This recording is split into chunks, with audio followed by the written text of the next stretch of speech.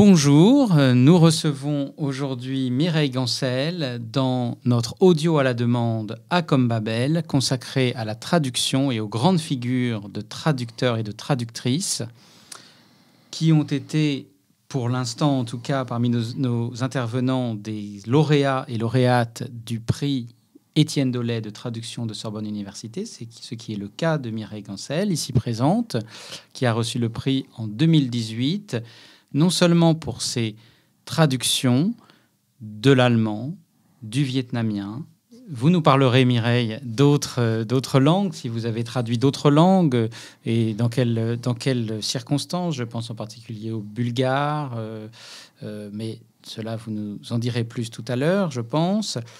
Et aussi pour vos écrits sur la traduction qui sont très originaux, très particuliers, des écrits sensibles et personnels qui en même temps décrivent un chemin, on pourrait dire théorique, en tout cas réflexif, sur votre pratique de traductrice. Alors précisément, nous allons commencer peut-être par une question très, très originelle, à défaut d'être originale. Qu'est-ce qui vous a conduit à traduire ? Eh bien, peut-être que je vous raconterai une petite histoire. La branche hongroise de ma famille, un petit groupe de survivants, il y avait là un petit groupe de passionnés à la fois de la petite enfance, de la pédagogie, de la pédiatrie, des femmes, certaines survivantes des camps, d'autres de la résistance, d'autres rescapées, d'autres, voilà, et qui se sont retrouvées, donc des femmes juives, à la fin de la guerre, et qui ont commencé par arpenter les campagnes hongroises pour accompagner les mamans qui étaient dans des grandes difficultés matérielles et autres avec leurs petits-enfants, une espèce de vocation d'aider, d'accompagner ces femmes dans les coins les plus reculés des campagnes. Et l'une d'entre elles, Amy Pickler, pédiatre, a créé à la force du poignet une pouponnière qu'on a appelée Lotsi, dans une rue de Mandula Utsa, la colline des Roses, à Buda. Et cette pouponnière, elle a continué à travailler avec ce groupe de femmes qui l'avaient accompagnée, dont une de mes tantes, une sœur de mon père, qui n'avait pas pu faire d'études, d'une famille pauvre, et puis comme jeune femme hongroise, juive, elle a commencé par se spécialiser, travailler avec les enfants sourds, muets. Et dans cette pouponnière, Amy Pickler, pédiatre, j'allais dire un peu comme le grand pédiatre Korczak, a joint sa vocation de pédiatre et de pédagogue. Et elles ont développé toute une approche du tout petit enfant. Et cette pouponnière, finalement, a eu la vocation, et puis les circonstances matérielles, économiques, d'accueillir des enfants séparés de leur maman, de la naissance jusqu'à 3 ans. Enfants de tziganes, enfants de mère en prison, enfants de mère tuberculose ou décédés, voilà. Donc c'était une sorte à la fois de soins et de pédagogie dans la durée.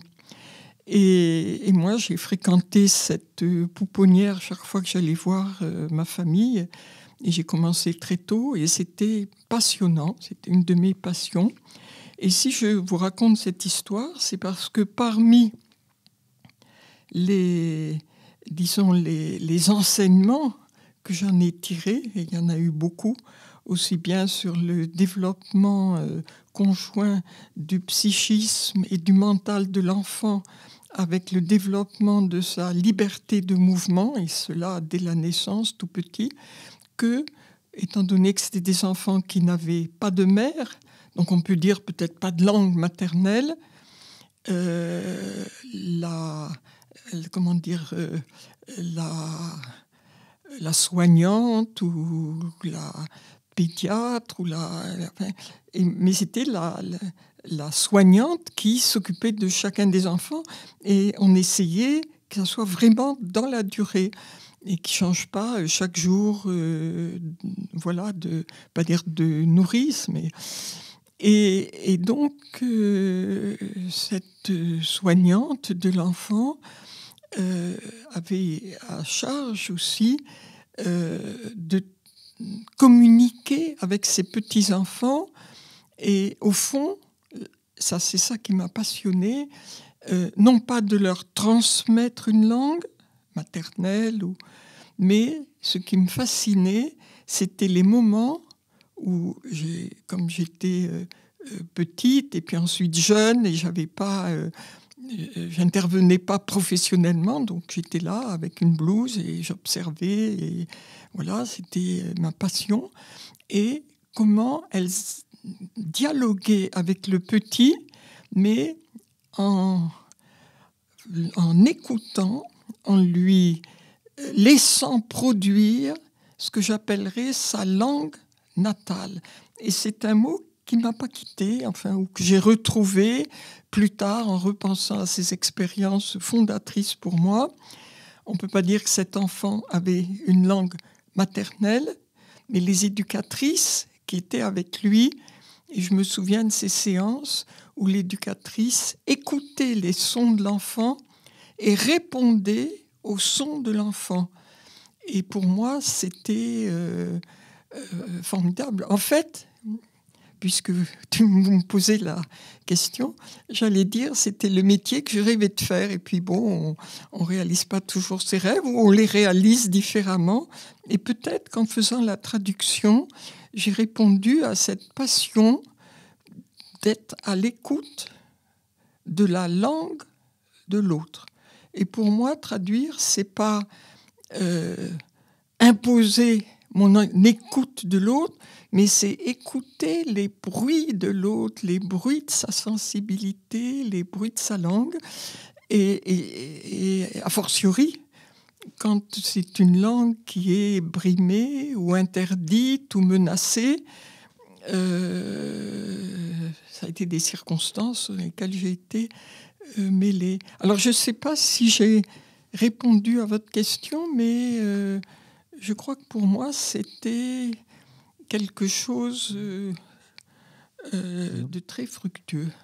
Vous avez parfaitement répondu à ma question en répondant par une réponse, par le désir de répondre, que je trouve très intéressant, qui me fait penser aussi à la racine de la responsabilité, d'une certaine façon. Hein. Il y a quelque chose peut-être d'éthique aussi dans cette écoute telle que vous la décrivez. Ça peut être une question, ce que je viens de dire, sous la forme d'une affirmation, si ça vous inspire une réponse, justement. Alors c'est intéressant parce que je suis invitée début mars par l'Association des écrivains catalans, une journée destinée à des jeunes traducteurs et une journée justement sur la traduction. Et le thème de cette rencontre, c'est traduction éthique. Et je serai là en dialogue avec une grande traductrice catalane, Dolors Udina, qui du reste a fait une merveilleuse traduction de mon livre « Traduire comme transhumé en catalan », là aussi une belle aventure humaine. Et puis le grand poète Antoni Clapes, dont on va publier justement à la coopérative ce printemps un très beau recueil bilingue. Et nous nous sommes dit, au fond, qu'est-ce que c'est traduction éthique? Et le mot nous est venu, dans nos premières réflexions, une responsabilité.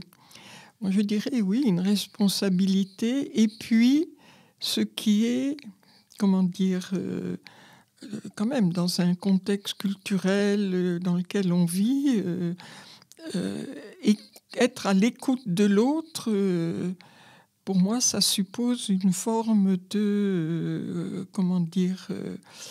quelque chose qui transmette la part de beauté ou de bonté du message qui nous arrive. On peut toujours décrypter des choses sombres ou des ambiguïtés ou des choses conflictuelles ou qui divisent. Et je pense que lorsqu'on traduit, alors bien sûr, vous me direz non, il faut être fidèle, il n'y a pas le choix. Il y a toujours le choix dans les nuances. Et c'est peut-être aussi comme quand vous écoutez ce tout petit enfant qui n'a pas encore de mots. Il ne s'agit pas d'interpréter ce qu'il dit, mais d'avoir une sorte d'écoute qui l'encourage, j'allais dire, à donner le meilleur de lui-même ou à avoir confiance en lui ou dans ce que sa parole peut produire de bienfaisant pour lui et pour l'environnement, puisqu'on parle beaucoup d'environnement. Et je crois que cette espèce de vigilance-là, l'écoute, je crois que l'écoute peut être quelque chose de, je ne veux pas dire de thérapeutique, mais qui peut faire du bien ou du mal, quoi.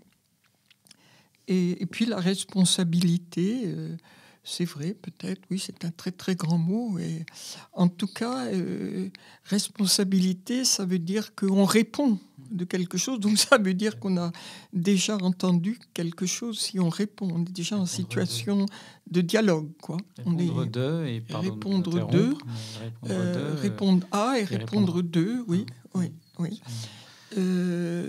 Voilà, là nous sommes embarqués sur des chemins périlleux. Périlleux et inattendus, mais à la mesure de cette expérience originelle que vous décrivez, à la fois originelle pour vous et originelle pour ces enfants que vous avez vus babiller, au fond, hein, c'est A comme Babel. Si le babil, oui, c'est le la Babil. famille de Babel. C'est la famille de Babel, exactement. Hein. On est vraiment dans l'origine là, de la traduction à tous les niveaux, si je puis dire. C'est une expérience extraordinaire hein, de rencontre avec une autre langue, la langue de l'autre, qui est en même temps une langue originelle. Très impressionnant. C'est une origine d'une vocation de traductrice que je trouve tout à fait impressionnante. Et quand on dit, quand je dis ça n'est pas la langue maternelle, mais la langue natale, je veux dire par là, ça peut comprendre aussi la langue maternelle, mais les cas de figure sont multiples. Mais quand je dis natale, je veux dire c'est là où on est à soi-même. Le verbe naître, quoi. On vient au monde à soi-même. Et ce petit, d'avoir eu cette écoute à lui-même, et non pas à une langue qu'il avait déjà, qu'il n'a pas. Et voilà. C'est comme si on reconstruisait, on refaisait le monde avec la langue natale des enfants. C'est extraordinaire comme idée. Je trouve ça totalement novateur. Et là où je ne suis pas tout à fait d'accord avec vous, je m'excuse avec tout le respect, c'est quand vous avez dit que mon travail, traduire comme transhumé, c'est théorique. Je n'ai jamais fait, disons, de linguistique, je n'en ai pas fait une science, ni de ce qu'on appelle la traductologie, mais c'est un peu un travail artisanal et sur le terrain, en éprouvant la rencontre, les mots, le faire. Voilà, même si chaque fois je peux, comment dire, en tirer des sortes de leçons de vie, c'est pas de la théorie, c'est plus du vécu. Alors de fait, je me suis repris d'ailleurs, hein, j'ai dit réflexif et plus que théorique.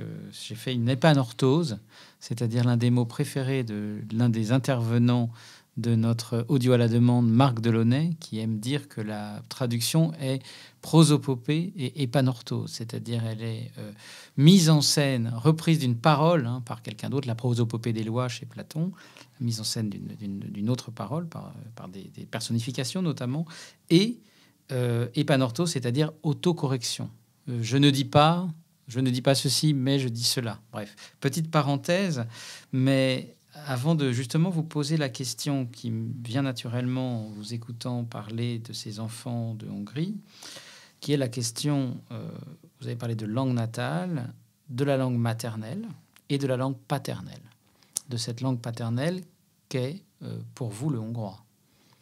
Est-ce que vous pourriez nous en dire quelques mots Oui, je suis toujours très étonnée qu'on parle de langue maternelle et jamais de langue paternelle. Ça... Alors parfois, vous me direz c'est la même langue. Ben non, parce que c'est la même langue. Le père est Oui, enfin, je pense que ça mérite de s'interroger pourquoi on parle de langue maternelle et pas de langue maternelle. Alors, il y a beaucoup de réponses sociologiques, culturelles, économiques, voilà. Mais cela dit,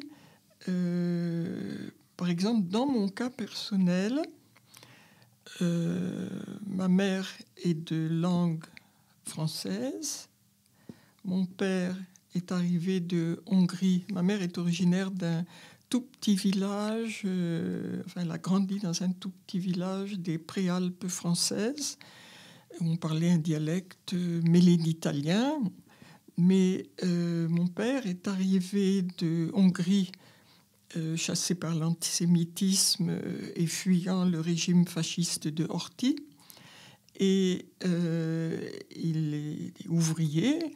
Il avait quitté l'école à 14 ans, mais il avait toujours eu le rêve que lorsque son père serait plus de ce monde, c'était une famille juive très religieuse, donc dès que son père serait plus de ce monde, il partirait et il pensait à la France, pays de la liberté, et voilà, relisait le magnifique livre de Badinter sur ce que représentait la France pour ces minorités juives d'Europe centrale. Et donc, il suivait des cours du soir de français. Et il avait à cœur, en France, il continue à suivre des cours à l'Alliance française, tout en étant électricien dans une usine, etc., de cultiver le français, de le soigner, de le lire. Et lorsque j'ai rencontré, petit enfant, pour la première fois la famille de Hongrie, on est retourné voir les survivants, je lui ai dit, mais papa, je t'en prie, apprends-moi le hongrois. J'avais acheté un cahier. Et il m'a dit, non, c'est... Et puis, ce que tu aimes en Hongrie dans la famille, c'est pas les Hongrois, mais c'est ce groupe de survivants juifs. C'est encore autre chose. Lui qui avait tellement souffert de l'antisémitisme depuis son enfance. Quand il allait à l'école, les enfants du bourg où il habitait, Bala Shadiamat le poursuivait avec des pierres, sale juif. Et il m'a dit, mais tu apprends l'allemand à l'école, et là, tu pourras parler allemand, qui est une sorte de grande... cette langue, comme me disait Imre Kertész, supranationale. Mais je lui ai dit, mais toi, l'allemand, tu aimes l'allemand? Et il m'a dit, je déteste l'allemand, puisqu'il est né en 1904, et enfant, il allait dans les écoles qui étaient encore les écoles de l'Empire austro-hongrois, et le maître parlait allemand aux enfants. Et le maître avait une expression pour les enfants juifs de la classe, et mon père me l'a redite, que j'ose pas traduire en français, mais peut-être vous traduirez, tellement ça m'écoeure. Du bist ein Stück Fleisch mit zwei Augen. On n'a pas très envie de traduire. Voilà, on n'a pas envie de traduire, et ceux qui veulent, eh bien, ils vont voir un traducteur. Oui, c'est pas très compliqué, et ce que je veux dire, et malgré cela, c'est ça qui est très intéressant, la force qu'il peut y avoir dans une langue, et pour moi, c'est peut-être ce que je dirais aussi à la question qui m'a été posée, pourquoi tu traduis? Et ce qui m'intéresse encore plus que les mots, alors je ne sais pas, peut-être que Marc Delaunay, des esprits plus cartésiens, ne souscrirait pas, mais pour moi, c'est l'au-delà des mots. Et dans l'allemand, pour moi, il y avait un au-delà, même de ces phrases terribles, alors qu'en même temps, à l'école, à l'époque, quand j'ai commencé l'allemand en 4e, on apprenait des poèmes de Goethe, et voilà, mais c'est la face de l'humanité, hein, le diable et l'ange, quoi. Et voilà, donc la langue maternelle, la langue paternelle, elle est une existence, elle est une histoire. Et souvent, quand on parle que de la langue maternelle, on gomme ce qui est l'histoire, j'allais dire le nom de famille aussi. même si les deux parents parlent français. Mais après, si on regarde l'histoire de chacun, voilà, donc là, tu as soulevé un lièvre intéressant. Alors, cette langue hongroise, la langue quand même qui est aussi la langue du persécuteur, on peut dire, hein, d'une autre façon que l'allemand et d'une façon aussi comparable, bien entendu. C'est en même temps une langue qui reparaît beaucoup dans vos écrits, qui apparaît, je dirais, par touches, que l'on voit évoquer. Alors, Légi Posta, par exemple, Airmail, Serenke, on voit le Aranyhíd, le Pont d'Or, etc. Bon, moi, je me suis particulièrement plu, bien sûr, à retrouver ces traces de langue hongroise. Et en même temps, on parlait de Légi Posta, on a l'impression que les mots, mais aussi un certain nombre de choses, sont des métonymies. Il y a des fragments du monde qui nous viennent par les mots, qui vous viennent par les mots, et que ces mots, ou bien par les lettres aussi, vous parlez beaucoup des lettres que l'on reçoit, des lettres que l'on envoie. Est-ce que vous pourriez nous parler de ce rapport particulier aux mots, comme peut-être fragment de réalité, promesse de voyage? Oui. Oui, c'est intéressant. Les mots que vous citez, c'est comme les cailloux du petit poucet, on peut dire, quoi, des mots magiques qui ont un pouvoir. Et comme vous le dites, ils révèlent quelque chose. Il y a ces mots, et puis il y a l'au-delà des mots, là encore. Il y a la mémoire, il y a l'imaginaire. Légi Posta, c'est la lettre est marquée sur l'enveloppe, ça veut dire par avion, en quelque sorte. Voilà. Quoi, voilà. Et c'est vrai, c'est un peu comme Colette raconte que petite fille, elle entendait le mot presbytère et pour elle, c'était un petit escargot jaune avec une coquille qui avait des petites spirales noires. Voilà, enfin, je veux dire, on peut rêver sur les mots. Et cela dit, je n'ai pas capitulé. J'ai essayé, je dis, parce que j'ai essayé comme ça beaucoup de langues d'apprendre et de travailler le hongrois. Et avec un de mes grands amis d'enfance, de jeunesse de Budapest, qui était... ses parents ont été arrêtés, déportés au moment des grandes rafles de Eichmann. Il s'est retrouvé dans le ghetto avec sa petite sœur. Enfin, bon, toute une aventure. Un grand physicien. On est restés très proches et on a travaillé ensemble les poèmes de Attila József. Et c'est pareil, quand j'entendais ces mots, ils avaient une telle charge affective pour moi. Voilà, c'est vraiment ce que j'appelle l'au-delà des mots. Le mot, c'est une petite valise et chacun met soit rien du tout, soit quelque chose de nos voyages. Et c'est vrai que la poésie, d'une certaine manière, on peut dire que c'est cette part totalement inaliénable et qui sauve une langue. Comme pour moi l'allemand, de ce désastre que me racontait mon père avec cette langue allemande ainsi mise au service vraiment d'une barbarie, et qu'en même temps il y avait ce poème du Mignon de Goethe, connais-tu le pays, kennst du das Land, wo die Zitronen blühen?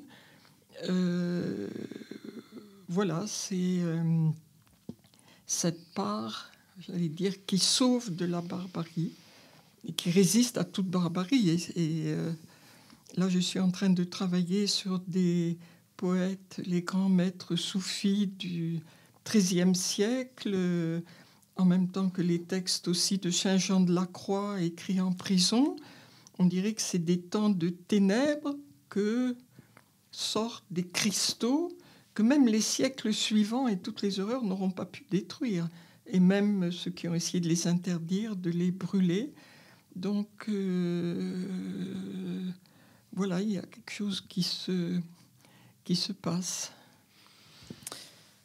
Vous êtes poète et traductrice de poésie, en particulier de Rainer Kunze, de Nelly Sachs. Vous avez traduit la correspondance de Nelly Sachs et Paul Celan, mais vous traduisez aussi de la poésie vietnamienne.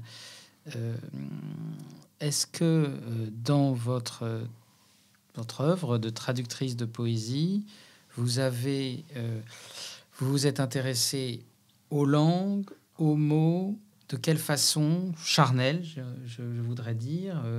Est-ce que vous pouvez nous dire un petit peu comment vous avez travaillé et comment vous avez suivi la force de mouvement des mots? Parce que là, il y a quelque chose de très particulier aussi que j'aimerais bien que nos auditeurs entendent. Il y a plusieurs choses que je pourrais dire. Vous avez énoncé les langues. Oui.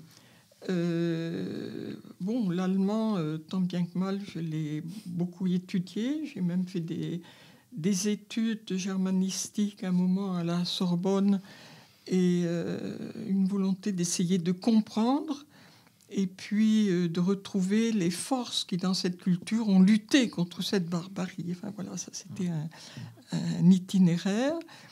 Donc l'allemand, disons que j'ai une certaine connaissance. Le vietnamien, je l'ai étudié 2 ans avant de partir travailler à Hanoï. Et là encore, ça a été une chance extraordinaire de pouvoir rencontrer encore les poètes de la génération, entre guillemets, formée par la colonisation. Pour eux, leur maître, c'était Lamartine, Victor Hugo, que pouvaient réciter des soirées entières. Et voilà, on a donc travaillé.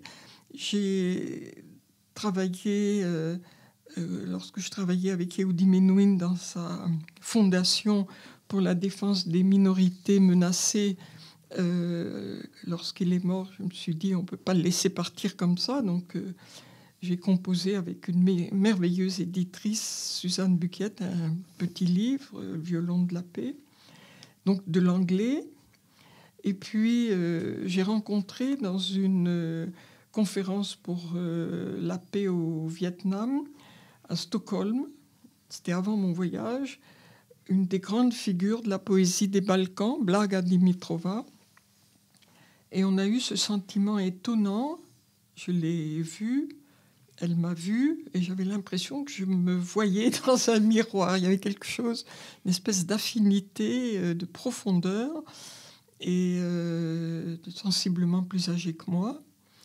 Et voilà, je l'ai retrouvée plusieurs fois dans diverses circonstances à Sofia, y compris dans mon travail avec Yehudi Menuhin, avec les minorités Pomax. Et au moment où je l'ai rencontrée, venait de sortir en Bulgarie et traduit en Allemagne de l'Est son livre où elle racontait son adoption d'une petite fille vietnamienne sous les bombes. Et je me suis dit, ça, il faudrait le traduire en français, mais je ne connais pas le bulgare, bien évidemment, et je n'allais pas. Donc, elle a eu l'autorisation de venir en France une semaine. Elle est venue chez moi, on a travaillé jour et nuit. Elle était très amie avec Julia Kristeva, donc Solaire. Enfin, le livre a pu paraître aux éditions du Seuil. Et j'étais très malheureuse. J'étais très heureuse de travailler avec elle, mais je trouvais que c'était horriblement frustrant. C'est pas de travailler, c'est comme vous êtes aveugle et puis vous tâtez les murs et vous devez dire comment il est le mur, quoi. Voilà, pour moi c'était ça. Et j'ai été confrontée à nouveau à ce problème-là lorsque, pour l'anthologie pour laquelle j'étais invitée, aller à Hanoï, la première anthologie de la littérature, donc de la poésie vietnamienne, depuis que le pays n'était plus dans la colonisation, et là c'était à Hanoï, eh bien, j'ai accepté de travailler au volume des chants légendes des peuples montagnards. Et comme ça représente une 40aine de langues, j'ai dû travailler avec les ethnologues de ces peuples montagnards, de ceux qui ont été introduits dans l'anthologie, avec un des grands poètes vietnamiens, mais là aussi, voilà, pour moi, c'est pas de la traduction, c'est voilà, on donne la main à quelqu'un qui voudrait traverser la rue, on peut pas lui décrire ce qu'est la rue, quoi. Ça, je l'ai vraiment fait pour des circonstances exceptionnelles. Et j'étais très, très étrangère à moi-même et à ce que je faisais. Mais bon, je le cite quand même parce que ça fait partie de ce qu'on disait. Donc pour moi, le vrai travail de traduction, c'est pas né de livres. C'est vrai que Rainer Kunze, je tenais la rubrique de la revue Allemagne d'aujourd'hui, la rubrique de poésie. Je reçois un petit livre d'un poète interdit en Allemagne de l'Est. Je tombe sur un poème, coup de foudre. Mais je me suis dit, voilà, je dois aller auprès du poète. C'est pas des mots qu'on peut trouver dans un dictionnaire, même les mots les plus évidents. Voilà, ça a commencé comme sensible, ça. Pour moi, c'est écouter comme ce petit enfant. Qu'est-ce que tu as à me dire? Tes mots, c'est pas moi qui vais te les dire, c'est pas mon dictionnaire. C'est l'au-delà du mot.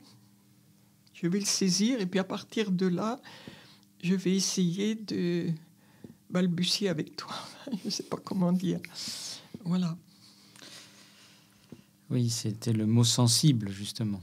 Oui, c'est ça. Sensible Wege. Sensible Wege. Et il faut être idiot quand même pour faire un voyage, pour traduire le mot sensible. Mais qu'est-ce que ça veut dire? Le dictionnaire, il va te dire sensible. Et après, qu'est-ce que ça veut dire humainement, quoi?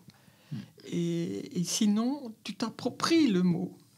Et sinon, tu écoutes ce qu'il dit dans la langue de l'autre, dans son au-delà des mots. Et c'est cette écoute, cet infime de l'écoute qui me passionne. Voilà, mais je suis incapable de traduire seul en face d'une page. Si l'humain là. Quand j'ai traduit Nelly Sachs, elle n'est plus là. Et à un certain moment, j'ai eu besoin d'aller là où elle avait vécu, rencontrer ses voisines qui avaient été déportées et qui, quand même, ils partageaient le repas. Ils étaient... Voilà, quelque chose qui est au-delà des mots. Donc... Une écoute, mais aussi se mettre soi-même en mouvement, d'une certaine façon. Ah oui, la rencontre. Oui, oui. Ah oui, se mettre en mouvement. Oui, sortir de... Aller, sortir de soi, finalement, aussi. Ah oui, sortir de soi. Et c'est vrai, quand la dernière œuvre que j'ai traduite, d'abord, quand j'ai eu fini Nelly Sachs, je me suis dit, je suis descendue tellement profond, je ne peux pas aller plus bas. Et puis finalement, j'ai traduit encore l'œuvre de cette extraordinaire, trop humaine, anthropologue déportée à Sobibor, mais qui a récolté toute la mémoire des enfants des Alpes, enfin bon, Eugénie Goldstern. Au moment où je devais faire la postface de cette œuvre complète, à la demande du musée dauphinois d'anthropologie des Alpes, j'étais dans le petit village des Hautes-Alpes où une fondation m'avait invité pour travailler tranquillement à cette fin. Et je fais lire ma postface à une amie qui était là, une amie qui travaille à France Culture. Et elle me dit, mais ta postface c'est bien, mais tu dis rien de toi. Alors je suis retournée sur la table de cette vieille maison du XVIe siècle, petit chalet, et je me suis dit, qu'est-ce que j'ai à dire? Et puis au fond, je me suis dit, mais au fond, c'est ça que je dois dire. C'est que Eugénie Goldstern, elle qui est famille de Galicie, chassée par les pogroms à Odessa, chassée par les pogroms arrivée à Vienne, impossible d'étudier là, elle part dans les Hautes-Vallées. Et je me suis dit, mais l'étranger, c'est pas elle, c'est moi j'ai tout à apprendre d'elle. Et ça, c'était ma dernière pensée, si on peut dire, donc c'est pas de la théorie. C'était vraiment vécu profondément. Et je me suis dit, mais tout ce que j'ai appris par cette femme, par cette œuvre, mais c'est moi qui ai tout à apprendre de l'autre, quoi. C'est ça, pour moi, c'est ça, quoi. L'étranger, c'est d'abord moi, c'est pas l'autre. Il y a une autre langue qui apparaît dans vos livres, par exemple dans Une petite fenêtre d'or, c'est le trésor du Doubs, le trésor Doubs Félibrige. Hein, la langue occitane, hein, oui. Alors, c'est-à-dire que le livre est organisé autour de termes comme ça qui viennent de différentes traditions, de différentes langues. Est-ce que vous pourriez nous dire un mot aussi de cette langue si particulière et de votre rapport à cette langue occitane? Oui, oui. Oui, c'est... Ce qui est très étonnant, c'est... J'ai eu très tôt une fascination, je ne vois pas du tout que ce soit narcissique parce que je m'appelle Mireille, mais pour ce grand poème en vers qui est Mireio de Mistral. Et alors il y a eu une fascination par cette langue, et ce que j'ai aimé dans cette langue, j'ai reçu très tôt, plusieurs personnes m'ont offert une édition, vieille édition, bilingue, provençale et français, traduction du reste de Mistral. Et quand on imagine que Mistral a eu le prix Nobel pour une œuvre écrite en occitan, c'est quand même quelque chose de... Et là, il y a encore des gens qui se disputent, langue régionale ou pas. Qu'est-ce que ça veut dire? C'est la langue de l'humain, enfin. Et les circonstances de la vie ont fait que j'ai eu plusieurs fois l'occasion d'avoir des bourses de séjour au Collège des traducteurs en Arles. Et puis, j'ai noué des amitiés là, à ce moment-là avec le monde du pastoralisme, la maison de la transhumance qui était en train de se créer à l'école des bergers transhumants. Et tout ça, c'est des mondes qui me parlent instinctivement, si je peux dire. Et puis, voilà, des liens personnels avec des personnes très, très engagées dans ce monde pastoral et qui en particulier Jean-Claude Duclos, qui a créé le musée de Camargue, qui ensuite a continué ce mouvement du musée de société au musée dauphinois à Grenoble, créé le musée de la résistance et de la déportation, avec qui on a beaucoup travaillé, qui lui-même est un homme de la Camargue, de la Provence, en connaissance totale du terrain. Du reste, c'est lui qui a écrit une préface irremplaçable à mon livre « Traduire comme transhumé ». Et cette langue, je l'ai rencontrée à plein de moments de ma vie. Et récemment encore, quand j'ai été invitée à Barcelone pour la remise du prix du Pen Club catalan, le prix Voix libre, du Louvre, qui honorait un peu le sens de mon travail, et qui a été donné lors de la parution en catalan de Traduire comme transhumé.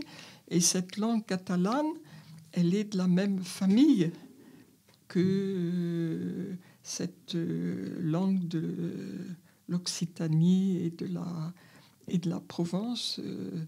On est là en terre...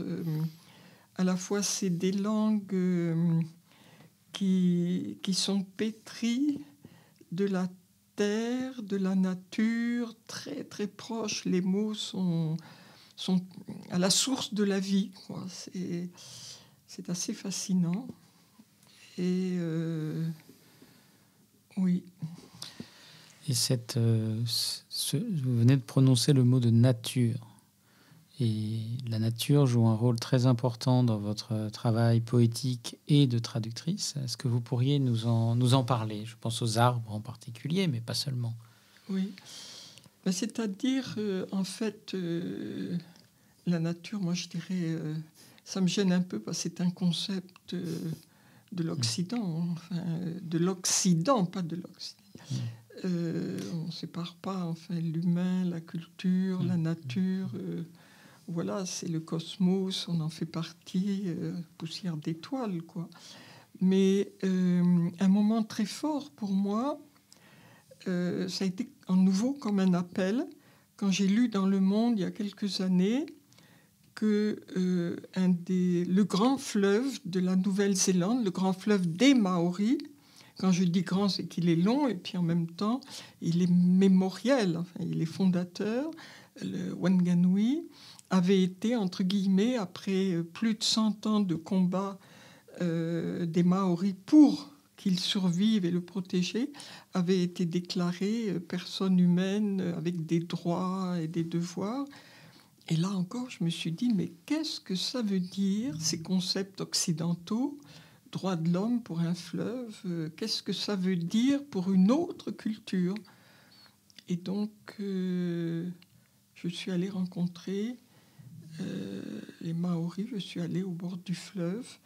Et c'est vrai qu'en revenant, tout d'un coup, j'étais parmi des arbres et j'ai senti que ces arbres, je crois que c'est mes amis Maoris, ils avaient une voix. Et du reste, ce livre qui exprime cette expédition, c'est La Voix du fleuve.